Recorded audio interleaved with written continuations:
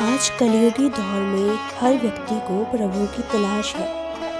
प्रभु की प्राप्ति के लिए हर व्यक्ति खोज रहा है असली धर्मगुरु, जो शास्त्रों पर आधारित भक्ति विधि बताए और प्रभु से मिलवाए, इस संसार सागर से मुक्ति दिलाए। व्यक्ति चाहता है कि हमें ऐसी भक्ति विधि मिले जिससे हम जीते जी भी सुख से रहें और मरने के बाद सतलोक जाएं, जहाँ से वापस न आए। इस दौड़ भाग वाली जिंदगी में हर व्यक्ति आजकल सुख की तलाश में है। हर व्यक्ति सुकून खोज रहा है। इसी खोज में व्यक्ति न जाने कहाँ कहाँ भटकता है।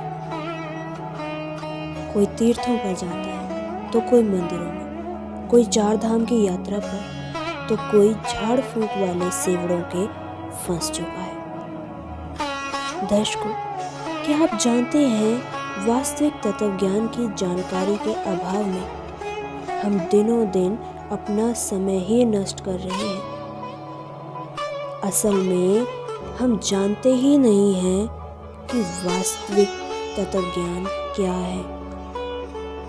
असली धर्मगुरु कौन है जो हमें तत्व ज्ञान से परिचित करवाएगा। तत्वदर्शी संत की क्या पहचान है।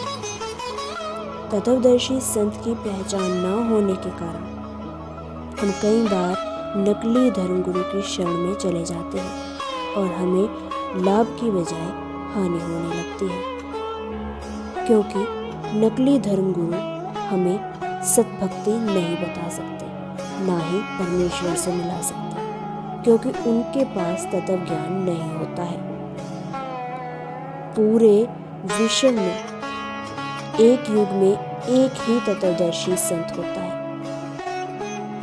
वर्तमान युग में यानी कि कलयुग में भी पूरे विश्व में एक ही तत्वदर्शी संत है, जो कि परमेश्वर के नुमाइंदे हैं, परमेश्वर की शक्ति युक्त है, या यूं कहें परमेश्वर का ही रूप है।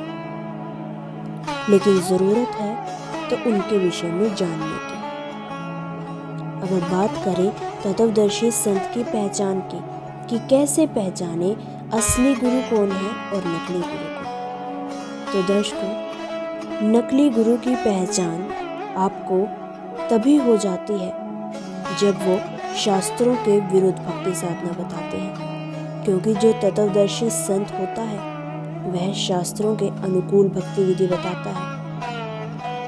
असली धर्मगुरु वो होता है जो तत्व ज्ञान के साथ साथ समाज सुधार के गुण भी रखता हो। तत्वदर्शी संत वो होता है जो चमत्कार करता नहीं है, लेकिन उससे चमत्कार खुद ब खुद हो जाते हैं।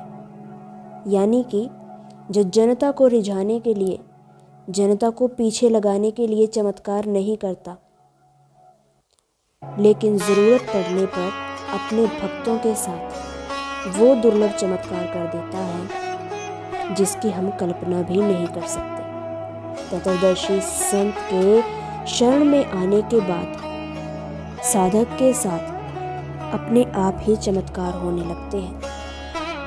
तत्वदर्शी संत के आशीर्वाद मात्र से लाइलाज बीमारियां दूर होने लगते हैं। तत्वदर्शी संत कभी भी जनता के सामने चमत्कार नहीं करते, लेकिन ज़रूरत पड़ने पर अपने भक्तों के सामने हाजिर रहते हैं और उनके हर कार्य को पूरा करते हैं, चाहे वो आर्थिक हो, सामाजिक हो, मानसिक हो। सर्व सुखदाता असली धर्मगुरु होता है, क्योंकि वो परमेश्वर का ही रूप होता है।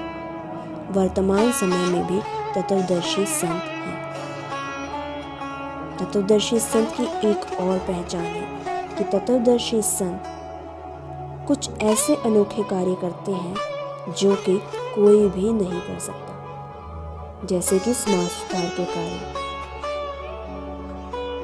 वर्तमान समय में एक संत है जो कि बेहद साधारण वेश धारण किए हुए हैं, ना तो किसी प्रकार का आडंबर करते हैं और ना ही किसी प्रकार का तिलक लगाते हैं, न कंठी माला धारण किए हुए हैं, ना ही कोई विशेष वस्त्र धारण करते हैं। वे बिल्कुल साधारण वेश में रहते हैं। संत जी का सरल स्वभाव है। संत जी शास्त्रों के अनुकूल भक्ति विधि बताते हैं, शास्त्रों का ज्ञान रखते हैं। संत जी तत्वज्ञानी होने के साथ साथ समाज सुधारक भी हैं। संत जी ने दहेज मुक्त भारत, नशा मुक्त भारत बनाने का बीड़ा उठाया है। उनके तत्वज्ञान का डंका पूरे विश्व में बजा हुआ है। उनके द्वारा लिखित पुस्तकें चीन जैसे नास्तिक देश के लोग भी पढ़ रहे हैं।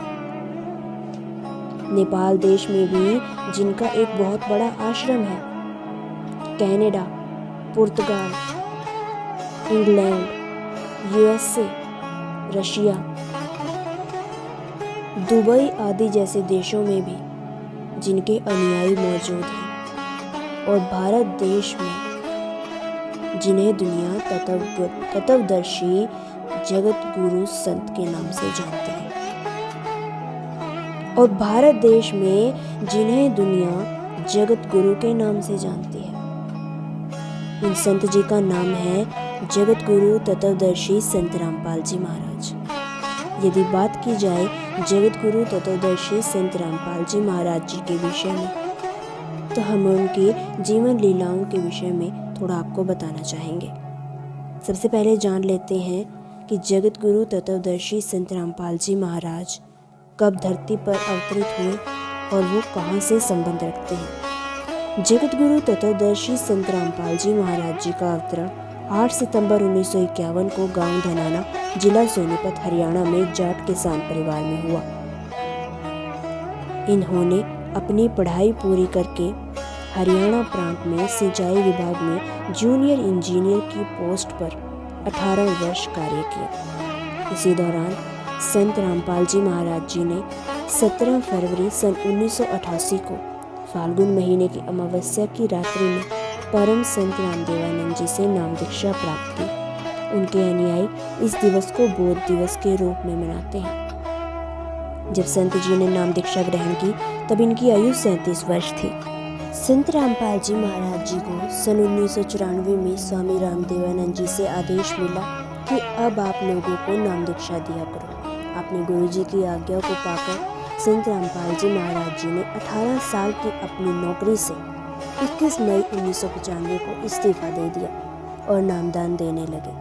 सन 1997 में फाल्गुन शुक्ल पक्ष की एकम को दिन के 10 बजे पूर्ण परमात्मा कबीर साहिब जी ने संत रामपाल जी को दर्शन दिए तथा सतनाम एवं सारनाम देने का सही समय का संकेत देकर अंतर्ध्यान हो गए। दर्शकों, तो अभी आपने जाना जगत गुरु तत्वदर्शी संत रामपाल जी महाराज जी के जीवन के बारे में। अगर बात की जाए इनके समाज सुधारक कार्यों की, तो संत रामपाल जी महाराज आए दिन दहेज मुक्त विवाह करवा रहे हैं, लोगों का नशा छुड़वा रहे हैं, और ये सब इनकी शक्ति और इनकी कल्याणकारी विचारधारा एवं इनके तत्वज्ञान के प्रभाव से ही संभव हो पा रहा है। यदि आप भी जगत गुरु तत्वदर्शी संत रामपाल जी महाराज जी के मंगल प्रवचन सुनना चाहते हैं, उनसे जुड़ना चाहते हैं, आप भी सद्भक्ति विधि ग्रहण करना चाहते हैं, तो आप भी अभी संत रामपाल जी महाराज जी के YouTube चैनल पर विजिट करें, जो कि अभी आपको स्क्रीन पर दिखाया जा रहा है।